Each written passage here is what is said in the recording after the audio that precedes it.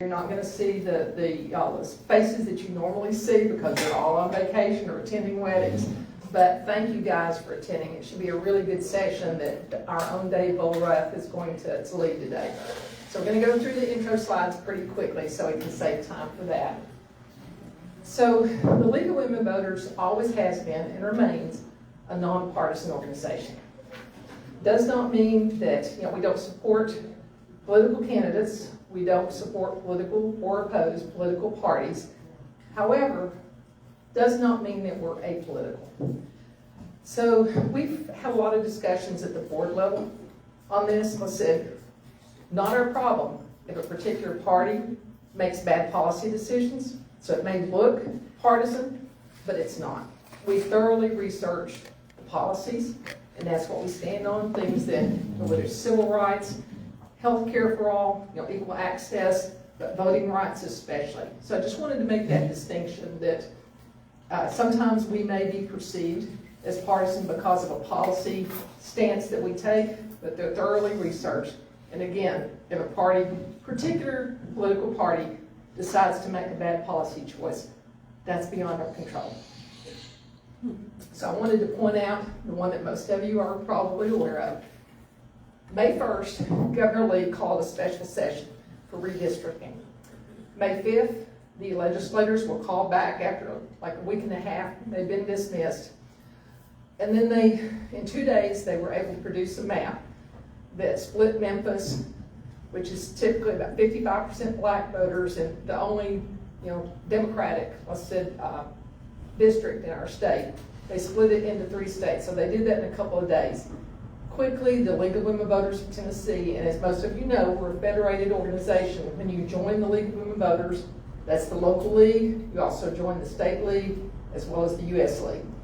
But all 3 of these that you see on here, I'm particularly proud of the one in Tennessee. They were able to align, have a vote by the board to enter into, the lawsuit with the NAACP in 2 weeks. From the very first time. So I think we should all give ourselves, being members, I think we should all give ourselves. Bruce Crawford and I attended the state convention yesterday.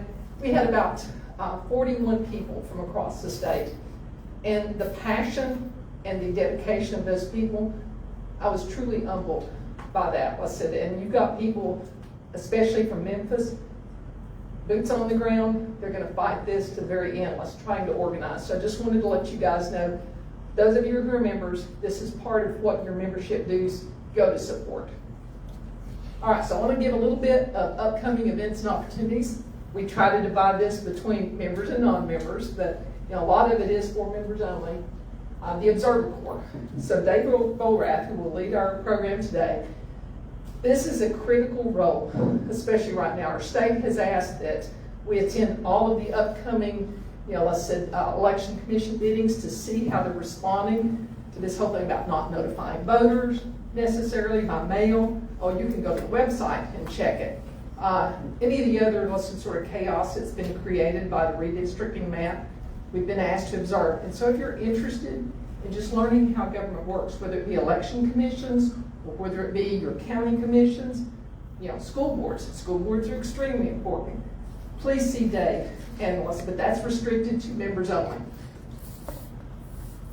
Election, poll watchers. Some of you are poll workers, myself included. There you go, Don, unless I knew that.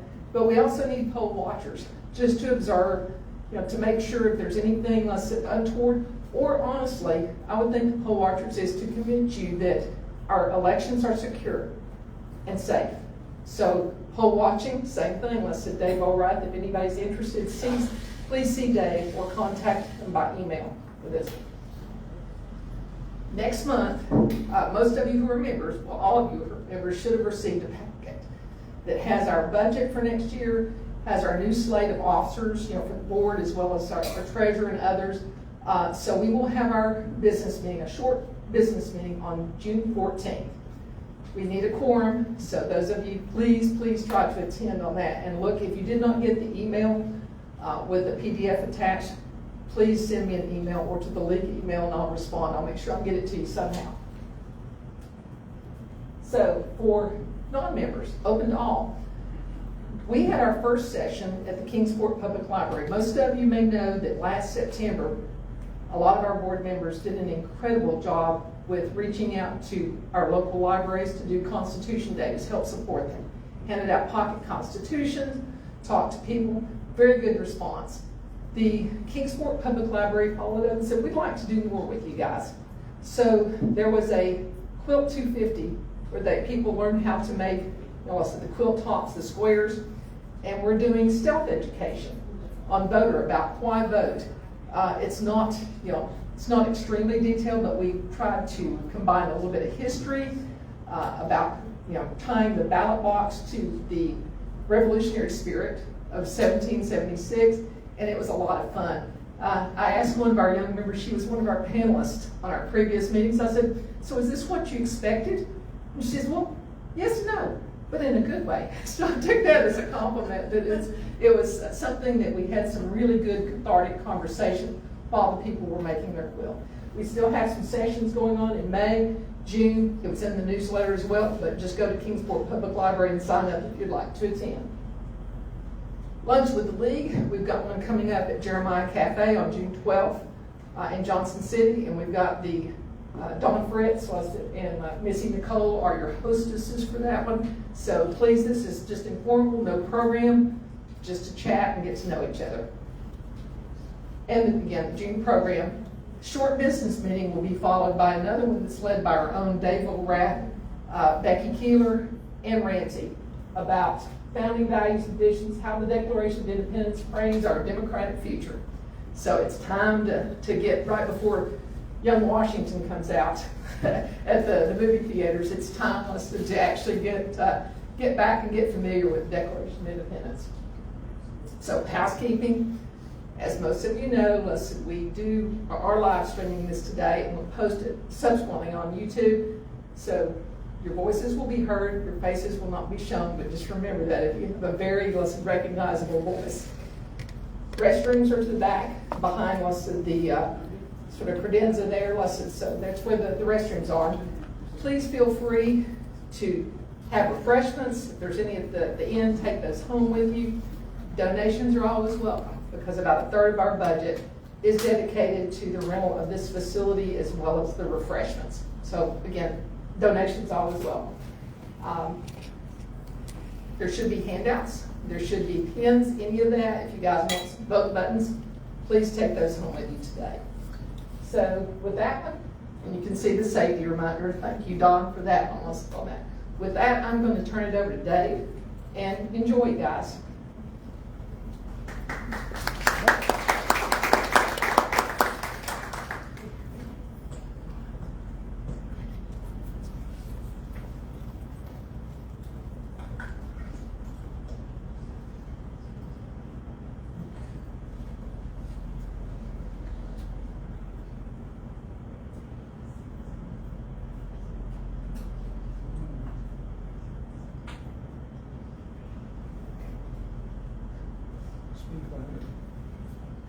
Speak louder? Okay. Well, we are all the way back there and working on maybe getting the other screen on so that you don't have to strain your eyes as much. But we're going to go ahead. And it's Sunday, it's beautiful, and I think with this topic, I'm probably preaching to the choir. League of Women Voters is all about voting, and just a quick show of hands, how many people happen to vote in May or April? Okay. Have voted or haven't voted? We have, yeah, okay. So,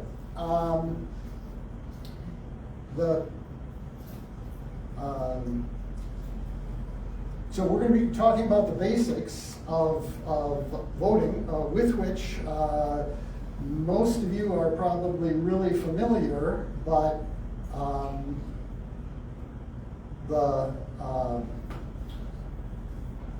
guess the new take is that we're going to emphasize the importance of you preparing a voting plan and sharing that with others in an attempt to increase turnout in our area. Okay, so not only are you sort of responsible, and you have been responsible, for getting yourselves out to the polls, but I'm going to ask you to step forward and step up to recruiting some others and making sure that working with them, a larger group gets to the polls. So we're going to talk a bit about that goal of increasing voter turnout and then go into the details of the voting plan. I have worksheets that we will kind of refer to as we go through, but if for some reason you want to pick up a card on the table back there, it has these 5 steps of the voting plan that the League has been using to try to get more people organized and get themselves to the polls. So that'd be another thing that you could pick up on your way out after the session is over. So increasing voter turnout. This spring, Ramsey McGowan and I, as part of the programming committee, have been trying to examine in detail the U.S. League of Women Voters program, Unite and Rise 8.5. The aim is to get out 8.5 million voters to the November midterm elections. That number is picked based on research across countries that about 3% of the society, if it engages in nonviolent, coordinated action, is able to reverse sliding toward autocracy. And so that's kind of the big picture of why turnout is important for each of us, okay, in the country, around the region, now. So that's the broad context. We here in Northeast Tennessee, in Tennessee generally, we've got lots of room for improvement. Within the last couple years, there are various ways of measuring turnout and ranking states, but Tennessee in one of those profiles was number 51. Winning the race. It included the District of Columbia. So our turnout rate is in the basement. And so the only way to go is up, okay? So fear not, we can improve. I went back through the statistics that are on the Secretary of State's website. There's a tab on one of the pages called Election Statistics, and pulled up these figures for August midterm years in the recent past.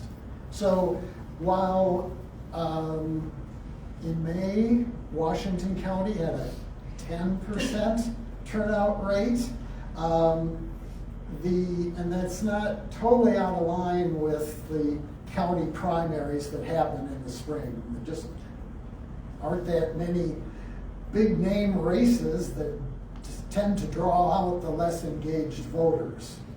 Now, with a show of hands, you all are the elite that show up for anything. You know? You're having an election, all right, and you are there. But in the Northeast Tennessee, the 8 counties that we try to cover as the League of Northeast Tennessee, the rates are, in the 30s. 2022 was still COVID hangover. People had reluctance at that point to attend, and so that figure was a bit lower. So we have lots of room for improvement. One of the challenges, again, we are all motivated voters, but we are few in number, or percentage-wise, as well. People have lots of reasons to vote, and they have lots of reasons not to vote. There is an element of kind of shame. They know that they're supposed to vote in the United States. We're a democracy and all that, but they have some reasons for why they don't vote. Several surveys have been conducted, and I listed some of the top reasons that many of the people who do not vote have listed. I was too busy, and that certainly is the case. I didn't like any of the candidates in these polarized times. That's also often the case. My vote doesn't matter. There's no impact on it. We're going to come back to the reasons why people vote or don't vote, but at this point, you would take your worksheet and just for yourself, write down why you vote, and I think probably most of us have missed an election or two. When we didn't get to the polls, why was it? What was it that kind of stopped us? What would be our reason for not voting? Just make a couple notes to yourself. We're going to come back to this because it's very important when you reach out to other people and ask them why vote, why not vote. Okay? Yeah. David, could you explain to us that even if there's not a candidate in your party, it's still important to vote? Yes, there are statistics about how many primary ballots are requested for each party, and those statistics are used by the parties at the national level to decide where to put their money. So if there's no hope of getting a return on the investment in one deeply gerrymandered state, then the money won't go there. On the other hand, if the people in the minority party in that state were to go ahead and get on that ballot, even in the case where there's maybe not any candidates, maybe that would send a message to the national parties. Hey, there are some of us alive here in this gerrymandered state. And I don't speak exclusively of this red state because there are a lot of heavily gerrymandered blue states as well. So that might be one reason. There are, of course, many, many other reasons to vote. Okay, so we're going to turn then to the 5 steps of a voting plan and go over the basics. I want to point out some tools maybe you haven't used yet and would like to try out. Certainly tools that you could refer to as resources to some of the people that I hope you will share your plan with and get them to turn out to vote as well. So first one, check your registration, and if for some reason you are not registered, get registered. This might address the question of I was too busy, especially when, as is sometimes the case, you assume that you're registered and you show up and they say, go home or get registered. So it's important to go to the Secretary of State's site. If there's just one tool that is the most powerful, and they're all limited, but this would be it. There's just so much information.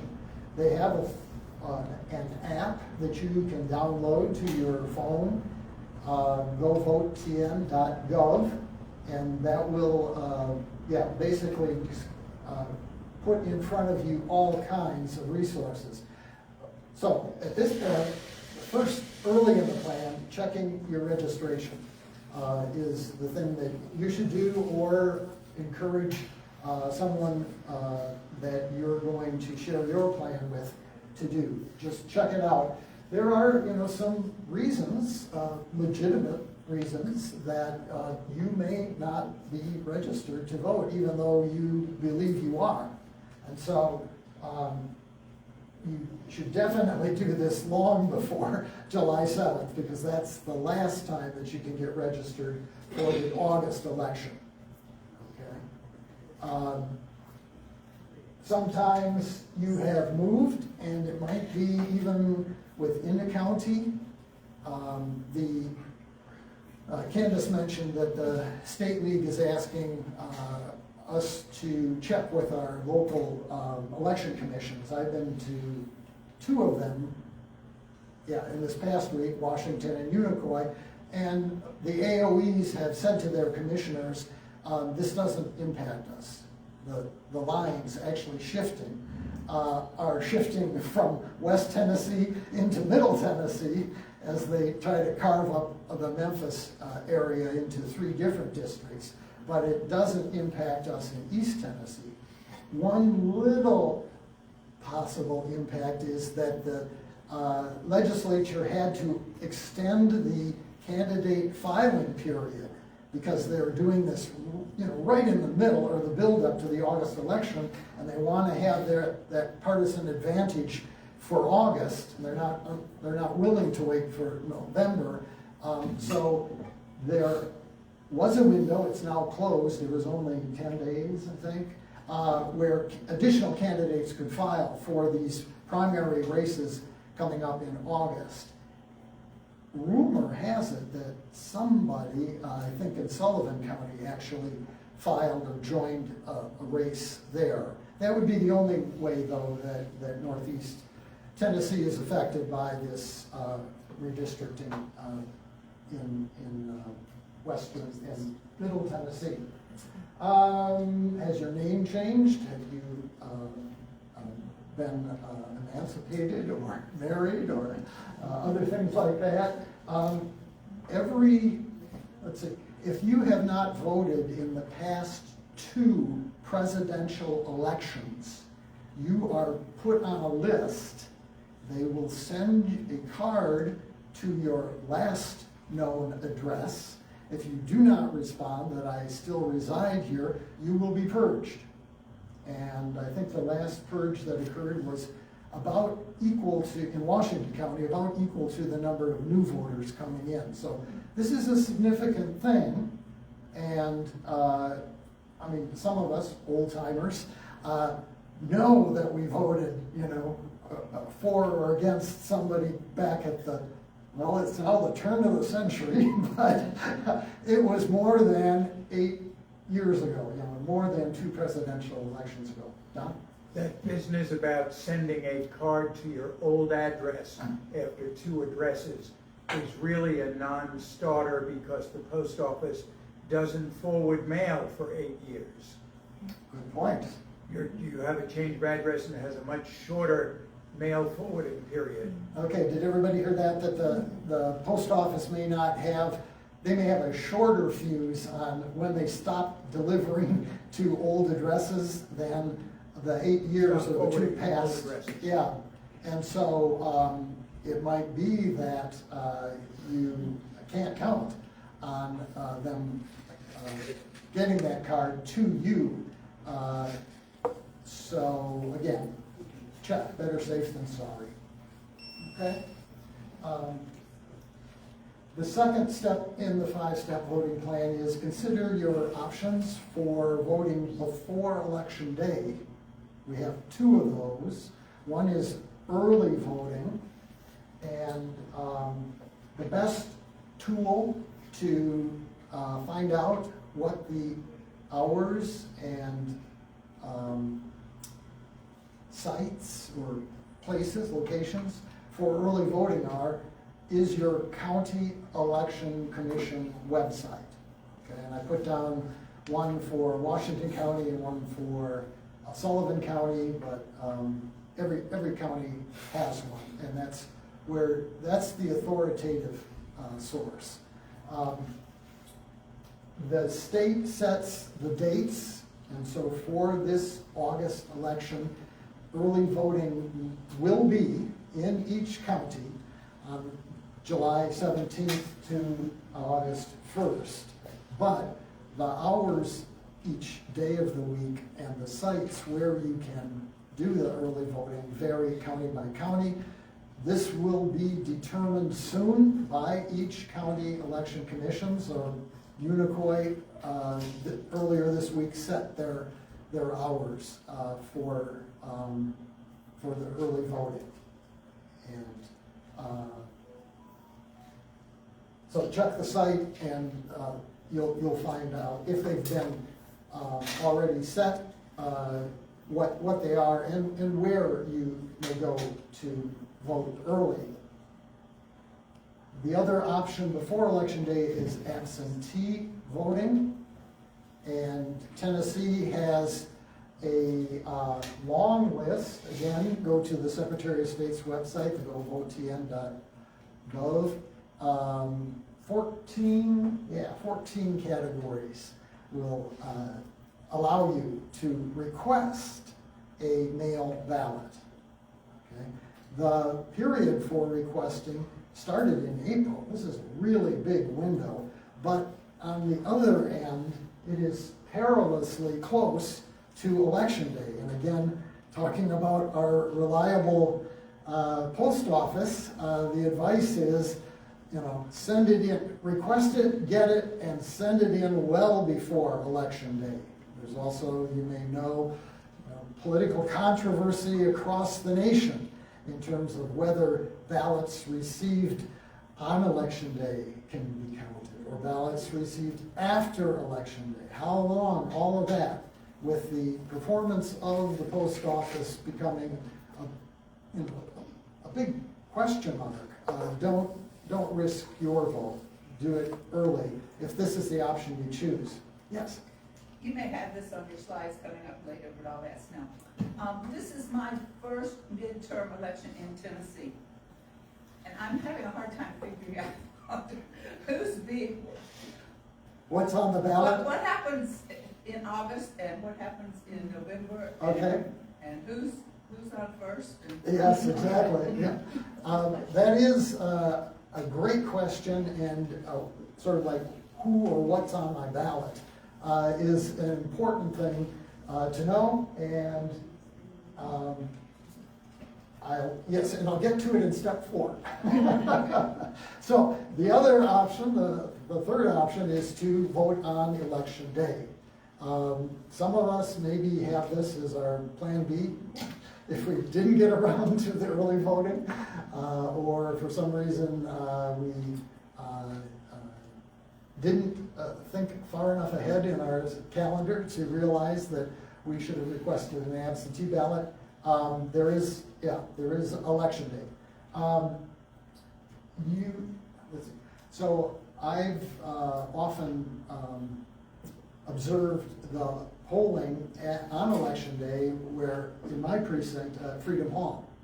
Freedom Hall also happens to be an early voting site.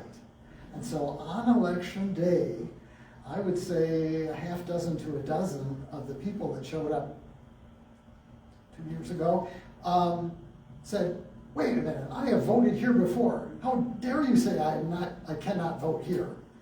But Freedom Hall was an early voting site, but it was the one they used in early voting, but not everybody has their precinct at Freedom Hall. I happen to live so close to it that it also is my precinct. Yes? I live in Sullivan County. Okay. And I live in a precinct that is renovating its library, which has been the place for years. And it's now going to be at the farmer's market. So it will be a big deal, but especially for people who have moved within the county, and as well as folks who are used to going to the library and seeing the destruction. But the public library is now at the mall, and I fear many people will think, oh, I'm just going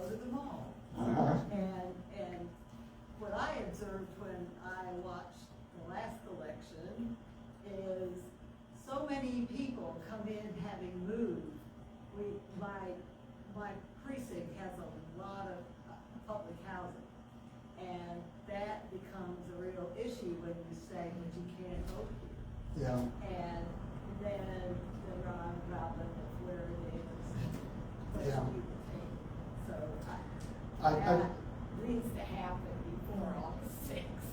Yeah, oh yeah, well before, yeah. So in case not everybody heard that, in Sullivan County, one of the precinct sites is moved because of construction, and it will be confusing potentially to a lot of people who have always voted there. I have been recently on the Sullivan County website, and there is a notice, but it's kind of at the bottom, attached to an asterisk for that district. So my advice would be to avoid those sorts of situations, or at least be aware of them. That you should, as you go to like the govotn.gov site, it will also tell you where you vote, the district, the precinct location. So make a note of that, even if you're planning to do early voting, because if election day is your backup, early voting's over? I didn't realize that.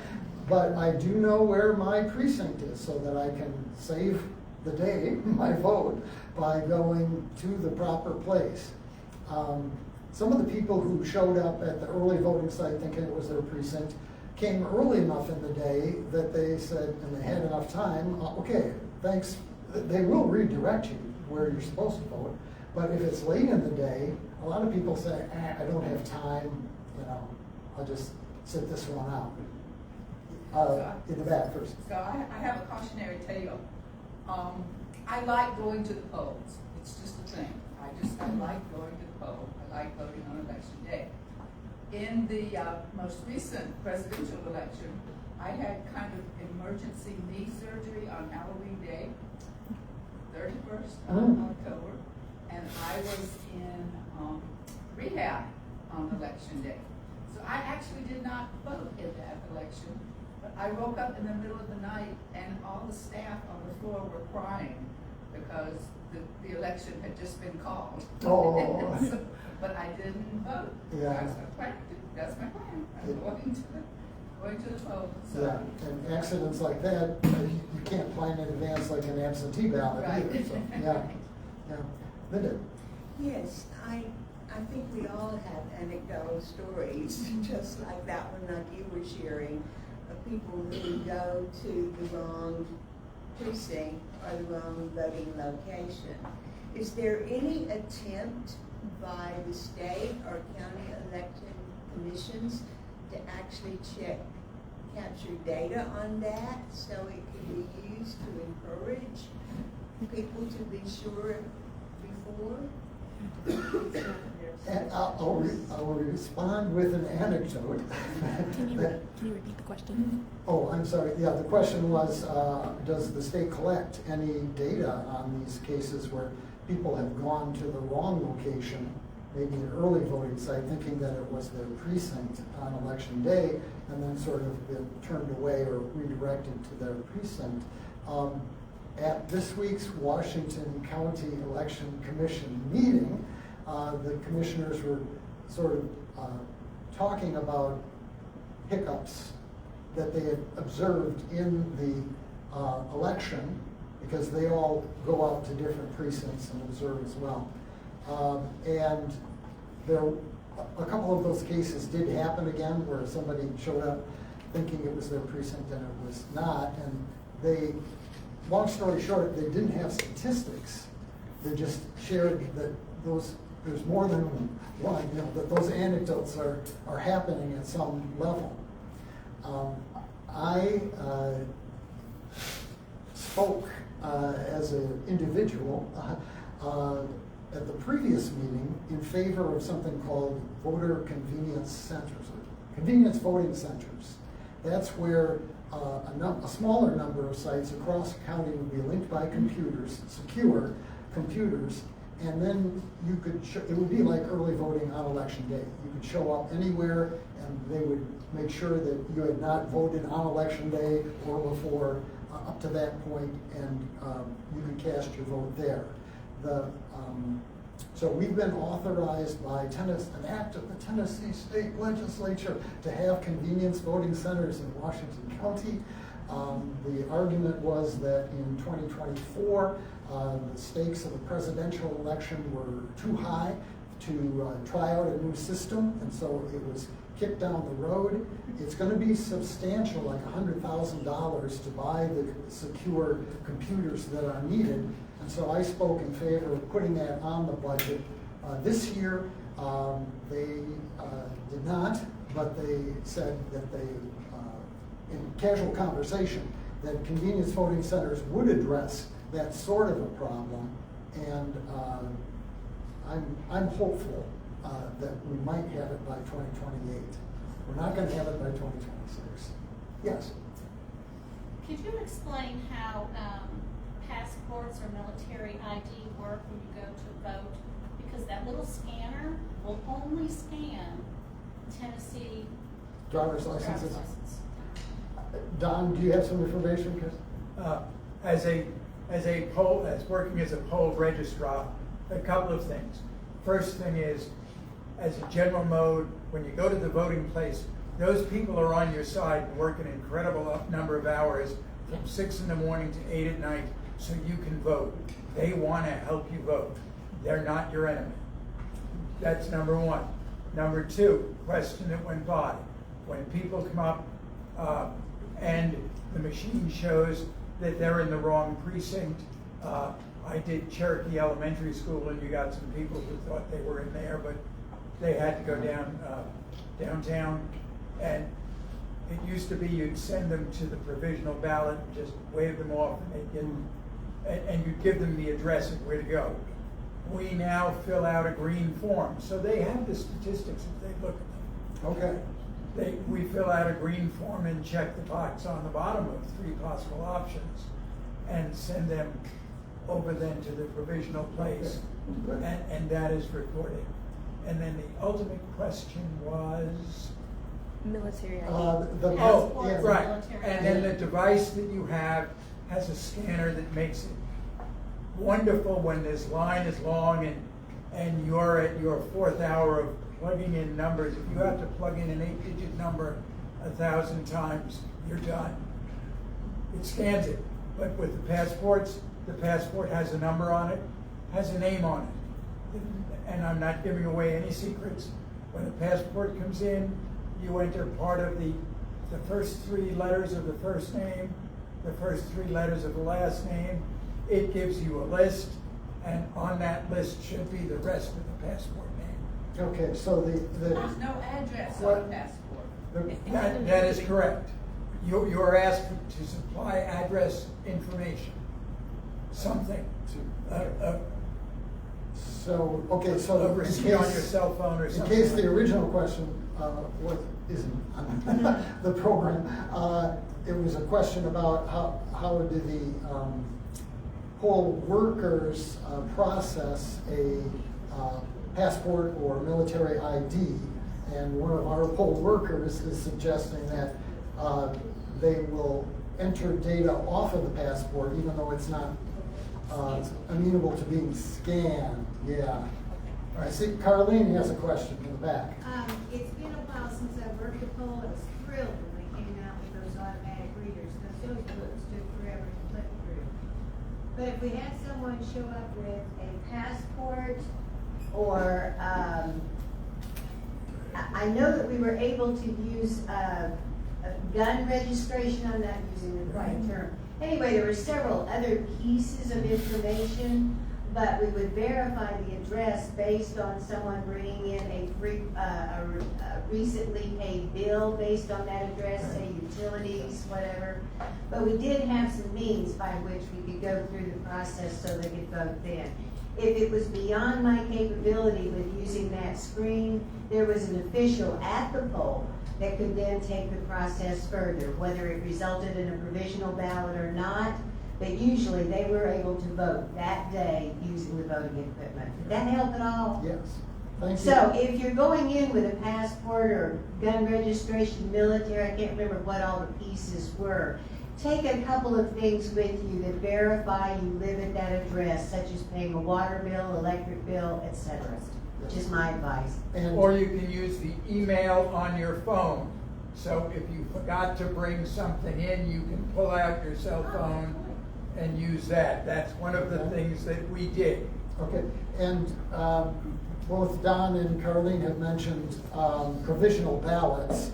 That's also good advice. If you're in a situation where you're afraid that you're not going to be able to vote, you should request a provisional ballot.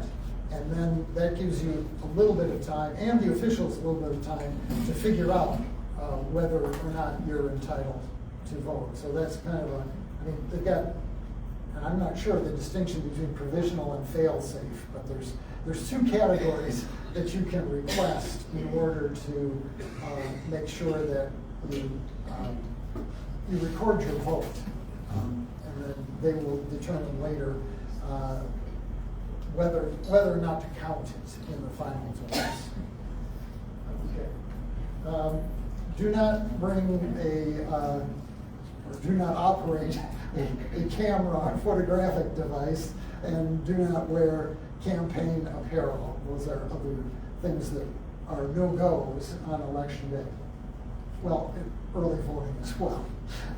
You could probably wear your campaign shirt if you were submitting an absentee ballot. All right, so here's the fourth step, and this is the complicated one. So going back to the question of what all is on that August ballot, it is kind of a monster. It's a hybrid. So you've got the county general election. We had the county primary in May, and in some other counties we had municipal elections that were primary in May. Now we're going to have a general election for the winners and the independents, if any. So in some cases, in any case, independents file as early as the primary candidates do, but they do not appear on the primary ballots. They will appear on the August general ballot.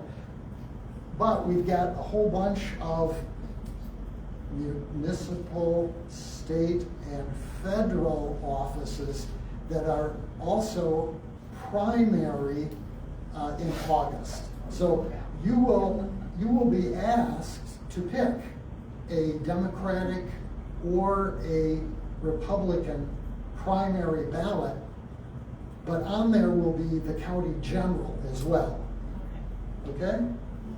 But that's a lot of races. Oh my goodness. My question is, Okay. as an independent, I couldn't vote in the primaries that we just had. Okay, so it's, oh, sorry. Okay, I'm not good with this one. Okay, so in that case, I can do it now? I can tell them Democrat or Republican? Because that kind of makes me mad. I was disenfranchised once. I don't want to be again. So what's the word now? You still have to pick a Am I Democrat. going to be prosecuted if someone asks? Well, apparently this law has been on the books since the 1970s, and to the knowledge of the state league, no one has ever been prosecuted. But there is, they are every few years kind of raising the temperature. So a few years ago, the legislature said, thou shalt have a 8.5 by 11 sign prominently posted saying you must be a member or pledge allegiance to the party. And that same language, which is in the law from the 70s, now appears on the sign-in sheet to get your partisan primary ballot. You're making my point exactly. Yes, I don't pledge allegiance. they don't really care or respect the possibility of an independent. Yeah, so I think I said this when I was interviewed in the newspaper too. My personal belief, and I'm not speaking for the league, is that this is very similar to the agree-to terms. Every time you get a software update, those terms are there to protect the powerful people from whom you're getting the software, Oh, yes. for whom you're pledging allegiance. And it doesn't respect the consumer as much. It doesn't respect the voter as much, or especially the independent The voter. assumption is made that you can only do one or the other. Yeah. That you cannot have an independent. Yeah. And that just burns me out. That's I especially. want to be Yeah. confronted. I was told when I went to do, because I voted in everything I ever could. I was refused voting the very first time, and it's never happened since. This is the first time I haven't voted in the primary, because I was told point blank, if I walked in that door, chances are I would be questioned, and I could be arrested for a felony. Well, So I said, okay, this is wrong, but it's not the time to fight it, because there's too much other junk going on. But if that's gonna happen when I go in for August, we're gonna have some issues here. Well, I'm gonna have my name in the paper. Okay. And I have no interest in that. well, there may be other people who are gonna have their names in the paper for that too. So The is the person who. general election, do you have to declare a party for the general election to get No. that? No. Okay, no. So, So your so time in will come. November, I guess you can be honestly an independent. But these hybrid in August and the May primaries are difficult. The person who said you will be prosecuted was hopefully not an official, because I think Chuck Vest, the administrator of elections in Washington County, is on record in the newspaper as saying, you know, this is not a. Well, he's not someone who I would trust in an opinion on any sport at all. But he is an official. He's been around here longer than I have, let's put it that way. But in the county general election, I don't think he's officially can been you vote if you're an independent? County general. Yeah, the one that, I believe that you're going to, well, what you could do is choose either party primary and just not, I mean, You can tell us. and then just vote in the general, you know, on the ballot, the general offices. That would be an option. Victoria? When you go to the polls in August, you will have a couple of choices, 3 to be exact. You can vote Republican general, because general is gonna come with it. You can vote Democrat general, general is gonna come with it. Or you can just plain vote general. If you just plain vote general, you're only voting for the general of the previous primary county election. You will not see any state or federal candidates if you just plain vote general. Okay. Then my belief was in error, if that's the case. So you're saying that it's possible for this lady who wants to be an independent to just get a county general ballot? Exactly. Okay, You will was not mistaken. see the state and federal stuff if you just plain vote general. Okay, Because it's only gonna give you the general from the primary that we just had in May. okay, so that's important to repeat in front of the camera here so you do have a choice to choose a general only ballot in August. You will not see primary candidates for the state and federal offices. If you want to vote for those primary offices, then you would have to choose a Democratic or a Republican primary ballot. Those primary ballots will contain the general offices as well. So the August election is both a primary and a general. Yeah. For state and federal. Yeah, it's mixed, yeah. So, so some of the offices in the partisan primary ballot include the U.S. House District 1, that's our Northeast Tennessee U.S. House District, and U.S. Senator, one of our 2 senators is up for re-election. The governor, state representatives, and some state senators. In this county, I think Rusty Crow's seat is included, and so he's up for Correct. re-election this time. Some municipal and school boards, so again, the best advice is go to your county election commission website. That's the official ballot. The party state executive members will also be on the partisan primary ballot that you see. Now, we should think about some of these other reasons why people vote or don't vote. They don't like any of the candidates. In these times, because we are, as an electorate, so polarized, we are liable to make some psychological mistakes as we look at candidates. Confirmation bias is finding what you were expecting to find, to put it in other words. And so if we have, as many of us have, demonized members of one political party as a consequence of this polarization, and we have made, heroes out of the other political parties' candidates, that's such a powerful, tempting mental shortcut, and it will cause you to miss out on all of the instances where people don't confirm your bias, okay? So this is going to be really hard to do, but do look thoroughly at all of the choices that are there on your ballot, and as much as you can, find out what each person who is standing for election stands for, as opposed to just using the shortcut that we do in the grocery store. Oh, that's my favorite brand. I don't need to know the details of what's on the ingredients. There's the brand. Another way of thinking about this is in decision theory, they have the idea of satisficing versus optimizing. And so I hope that many of us who are highly educated do not try to do a complete and comprehensive evaluation, because we'll run out of time and patience. We've got other things to do with our lives as well.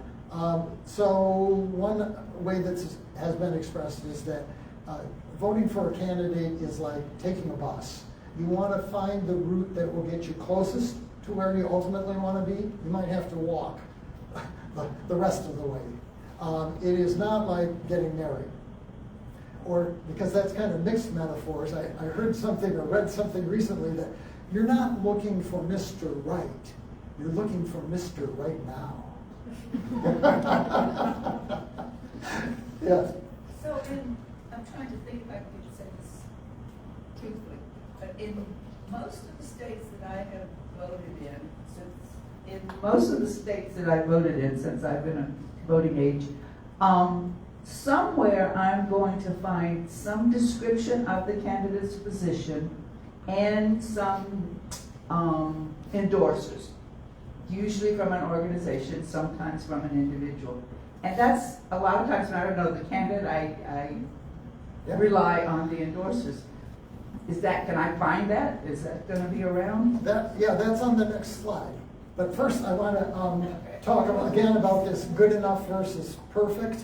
And so if either of these biases are warping your research, what you are, and cause you to just like give up and not vote, what you are doing is letting less choosy or less discriminating people or less informed people decide.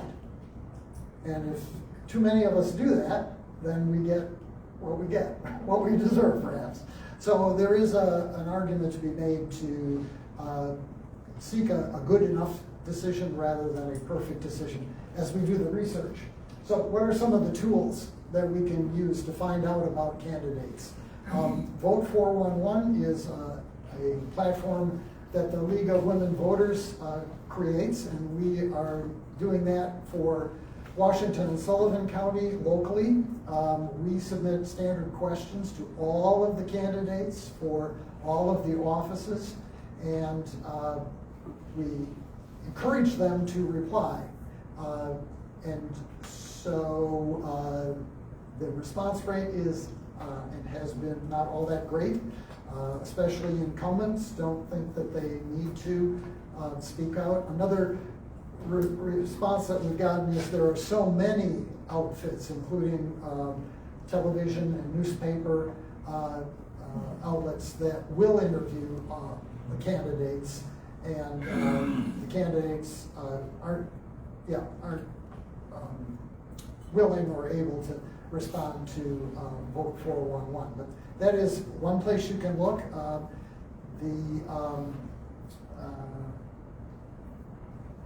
Used to be called Project Vote Smart. Vote Smart is a national platform, and so here for the higher level, maybe statewide and U.S. Senate and U.S. House races, you can find all kinds of information about the higher profile candidates, including their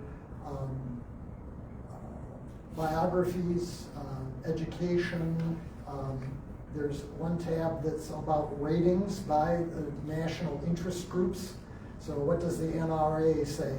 What does Planned Parenthood say? What do the environmental groups say about these candidates? And in that way get some sense. Some of the tabs include past key votes of incumbents in the Congress. And then there's a tab that they draw on Open Secrets financial data. Who is backing this candidate, or in the past has backed this candidate in terms of, and yeah, this is the I don't know what you call it, the light money, as opposed to the dark money where nobody knows. And that's increasingly a problem. Not only the money overall, but especially the dark money. And then was it in Sullivan County and Carter County where there was a mailer, a tap mailer that was put out by dark money, and that was unfortunately a local example of the dynamic too. But there's still lots of stuff that you can find out about the higher level candidates.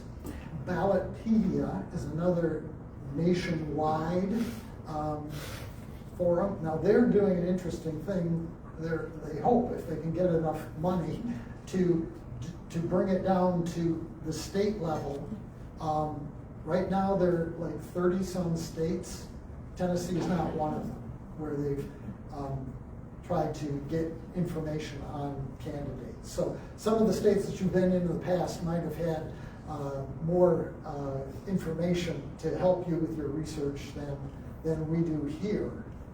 There are other sources as well. Certainly, we know that there are campaign ads, there are campaign websites, but as people who have lived in consumer society for a long, long time, we know that ads will always take one point of view, and so you need to certainly be careful. You don't want to close your mind to some of the things that are in the ads from a party that you do not agree with, but certainly you want to be a critical thinker when you look at the ads from both parties, or any parties, or the independents for that matter.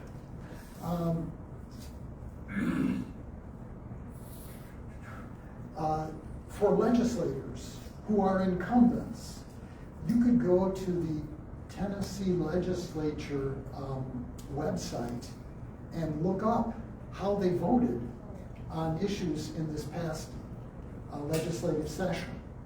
So pick your hot button issue, whatever it is. They probably have taken a stand on it, and you could get an example, a sample of who voted for those things. Again, it's up to you to be pro or con. The media, as I said, will interview candidates, and so you should check your local newspapers. Smaller counties, don't get the coverage that the larger counties do in terms of that. The league and other organizations will have forums. And political parties have had forums. Meet our candidates. And so that would be a good place, again, if you overcome your confirmation bias, to go and check out. You of course are getting, just a whole set of one brand when you go there, but there's still information to be had. We are trying to organize meet and greets on a nonpartisan level. So we're trying to organize a set for all the county commissioners in Washington County this time, because we have a full slate of contested races. The campaign websites. Let me back up before we jump there, and let's see. Okay, so what I've done on the worksheet is to just focus on contested races. That's where your vote can really make a difference. Although I have to say, I forgot who it was that suggested you could vote in a primary that has no candidates. That brings to mind another thought, which is, if there's a bunch of uncontested races and you have no choice, you actually could write in. You could write in, that would be an option. You could also fail to vote for somebody, even though they're not contested. And, it would take lots and lots of people for them to get such a weak signal, but I have noticed in the past, as I go down the ballot of returns, there are many more people who vote for president than vote for electors, or I shouldn't say electors, let's say party executive committee member. There are certain races that receive more votes, even on a primary ballot than others. So that would be another possible option that you have, is just kind of withhold your vote. So what I'm asking you to do in the worksheet for step 4 is set a date to begin research. We already know that there are several candidates running for governor in each party.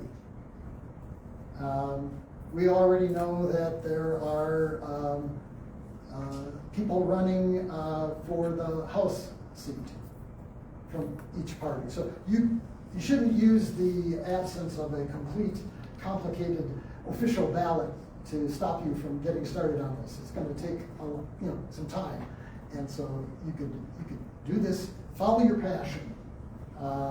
Which issues or which, I shouldn't say issues, which offices draw your attention, top of mind. Yes?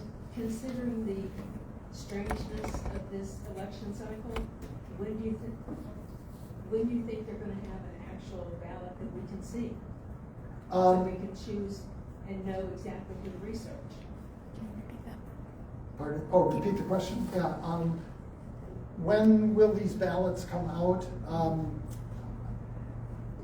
It's generally the case that the county election commissions are going to meet on a regular monthly schedule, and so at this moment they're certifying the May results.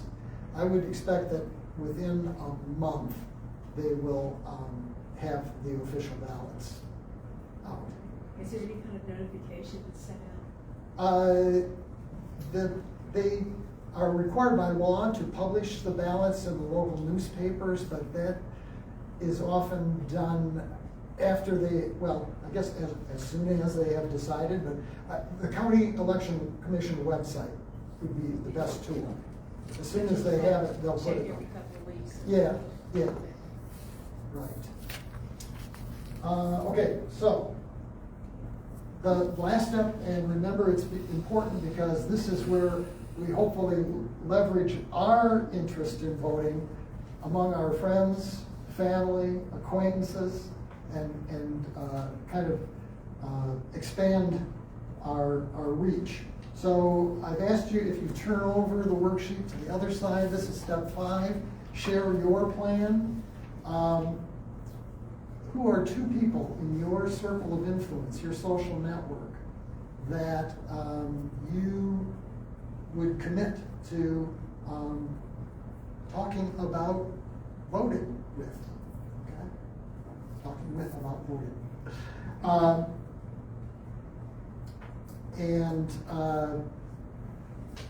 I guess this is some of the research about the most effective ways to get out the vote, GoTV. The personal touch, a conversation, a phone call with somebody you know is going to be much more impactful than some sort of cold call from your friends at party X, okay? And the research bears this out.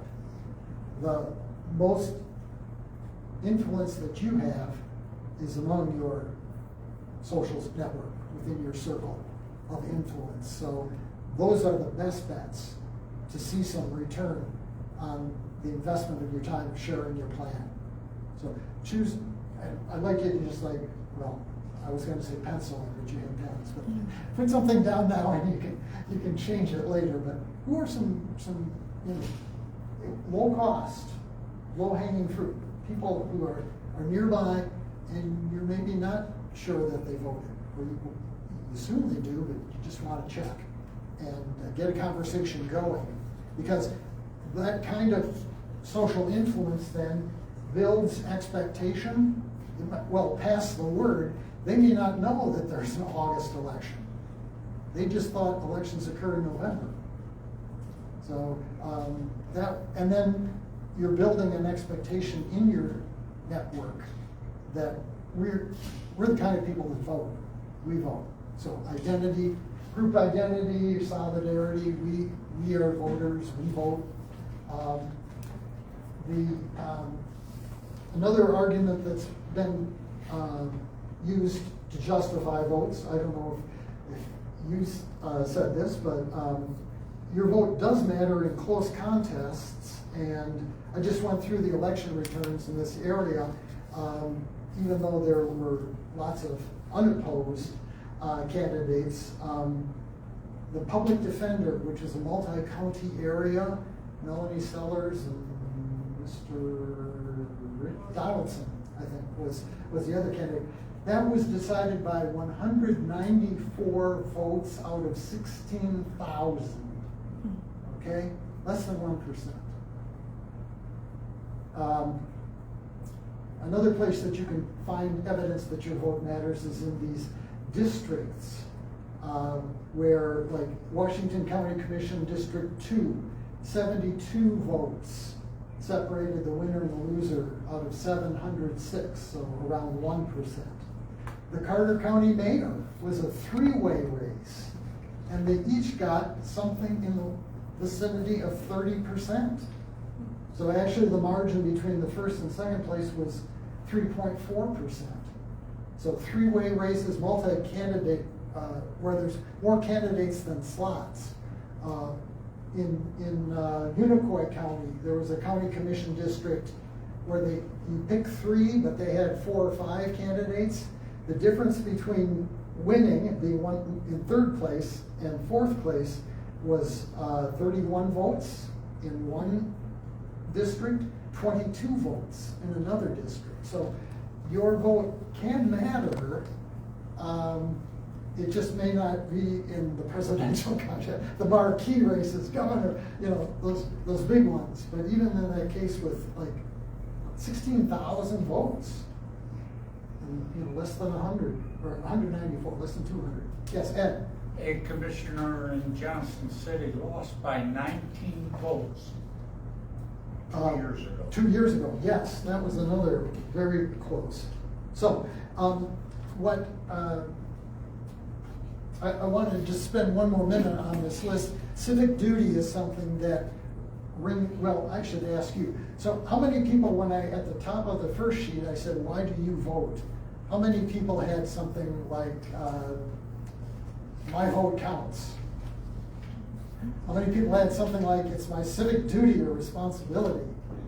Okay. How many people had, let's see, I got. You can't complain if you don't. That's, I heard that In before. participatory democracy, you have to participate. Yes. So the civic duty, this is what democracy looks like. If you want a participatory democracy, you must participate. Those are all important. It was just last month that we had a panel with younger voters, and the list of reasons that may appeal to them. So if one of your prospects of contacting is a younger voter, you might want to emphasize things higher up on the list. Actually, the best approach would be to ask them, when you think about voting, why do you think, what calls to you, what speaks to you as a reason to bother? When you think about in the past missing out on voting, why? The civic duty speaks loudly to older people as a very broad generalization, whereas the impact on my life, it may not be obvious as it should be, but this is one of the tactics that people who are trying to get out the vote among the younger people are emphasizing. So why should I care? Why should I vote? Does it have an impact on my life? And then drawing that through. What issue do you care about? What office affects your life, especially in local government? And do you know that you have a say, if not in that person, maybe their boss is an elected official. So as you begin to share your plan with other people, I would encourage you to think about your audience, who you're approaching, and which of these might resonate with that individual. Okay.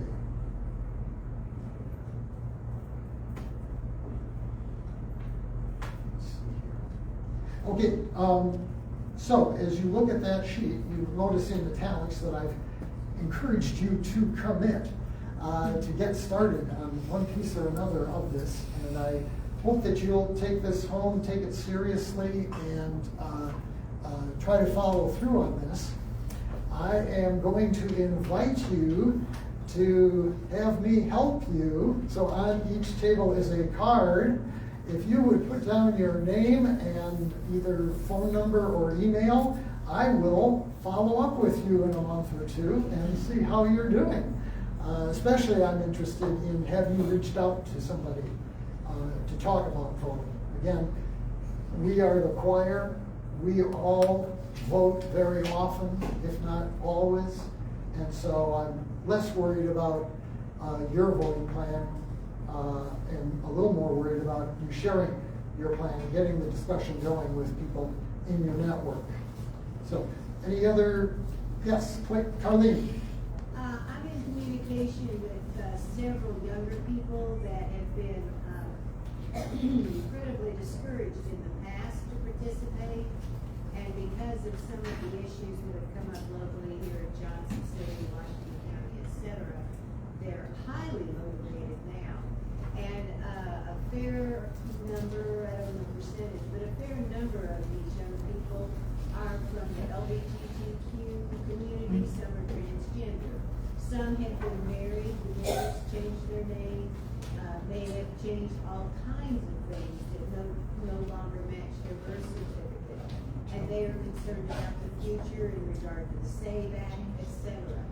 I don't know how to quell those fears other than we'll deal with it when it becomes a reality. Can you give me any help on that? So the question was, what are the, let's see, what can we say to younger people, especially people LGBTQ plus, who have concerns about like documentation? Oh, and those who have been convicted of a felony, done their time, Yeah. and don't have Okay, so former felons, so there are, a number of sort of marginalized communities that would have major issues with voting and the prospects for them getting involved. I can't address like the details of documentation for somebody who's transgender. Well, the SAVE Act hasn't gone through yet, but You're concerned. yeah, they are concerned. I guess that I would, oh, Ruth, you have a suggestion? Yes, Oh, when you're, okay. your question is answered. Okay, so,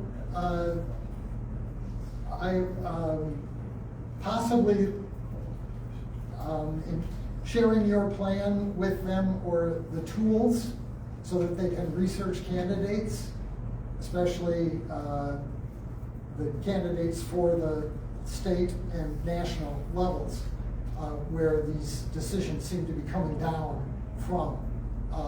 That might be helpful to them and something that, yeah, we could contribute. Ruth? Two things. I was at some event not long ago and mentioned to an 18-year-old about voting on Go Vote or registering to vote on Go Vote Tennessee, and I hardly got that out of my mouth, and he had his little thumb moving and was registering. You're way ahead. Yeah. But the other thing is, I live in a neighborhood, a development with a lot of older people. They have difficulty getting rides. Sometimes you can just, for a recent election, I loaded up the car, and part of the issue too is, where do I, okay, early voting, that's different than where I vote on election day, what do I do? And it's another issue. You can take them there and show up, you know, if Yeah. you have the time and the inclination, but, Great. older voters, need to get out sometimes. Yeah, so there were two points that Ruth made. One was that younger voters really can navigate the sites well. So if you could just make them aware of that, that would be huge value added, and they can often take it from there. So the govotn.gov would be a really powerful site for them. And the other one was that older voters might have issues with getting to the polls. And so one thought is, yeah, if you're going to load up a bus, go for early voting site, because everybody can vote there, as opposed to driving people around to the precinct in which, the individual precincts in which they are required to vote on election day. So on younger voters, the Washington County May turnout rates for those who are 18 to 25, and that's a really narrow window, but it was 3% and 4% in that range. So maybe just letting younger people know that there is in fact an election in May and another one in August, where they may also know that there's one in November, not wait until November. They could get involved in August. Other questions, comments? Okay, so again, please take me up on my offer to have me help follow up with you by putting your name and address or phone number on the card. And I think I'll probably try to put out a similar call in the newsletter, if you get that, just to kind of remind you, because I really do believe that this is one way that we can significantly add value. And again, we're so low in terms of turnout that if each one of us brought an additional person or two to the polls, we would double or triple the rates. So, okay, thank you.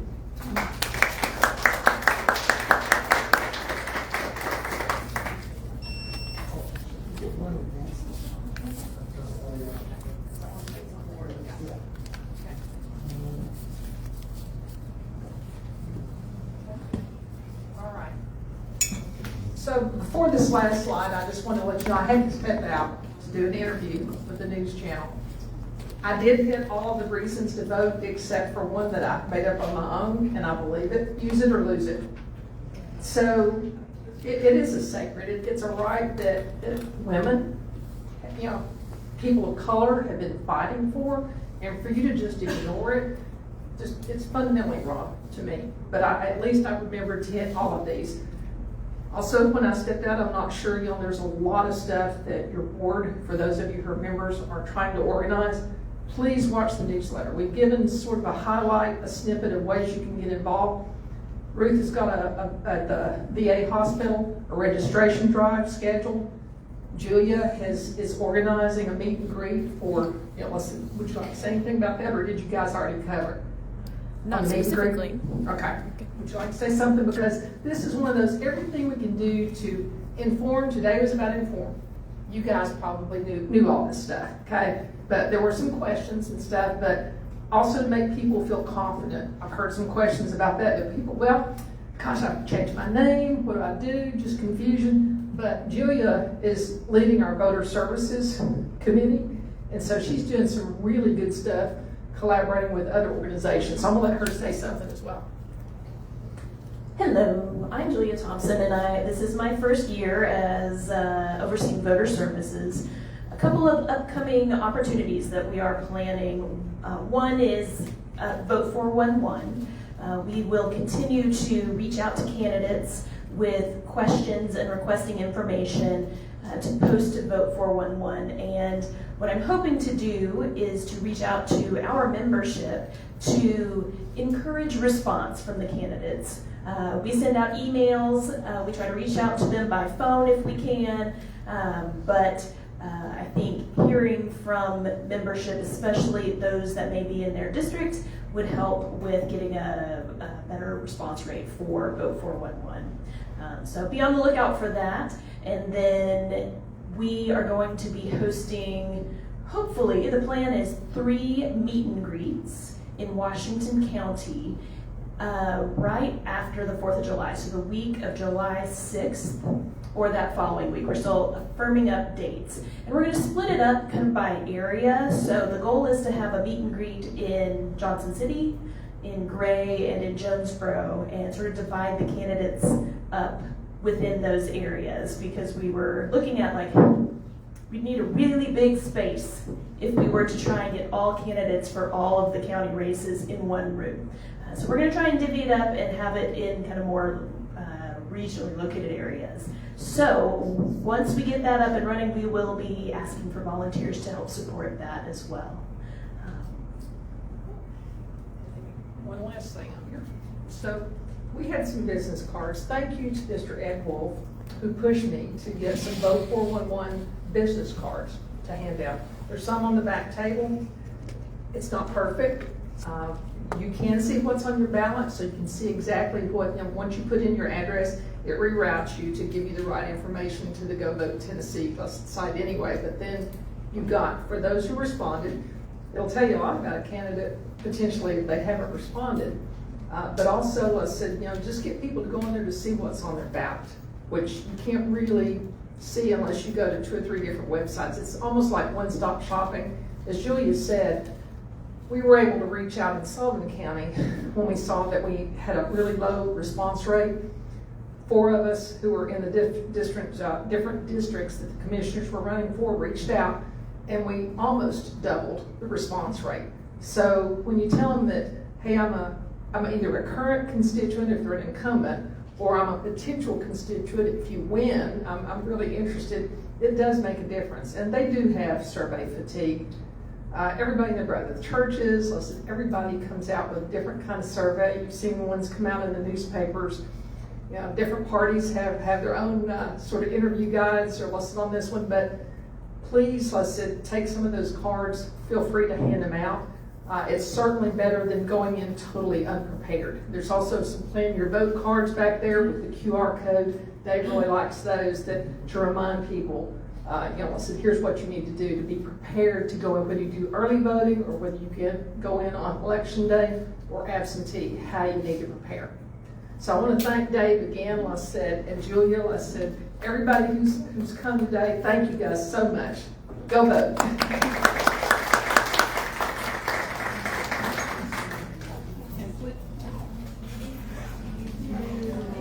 Please help yourself to handouts, also food on the back. Don't forget that.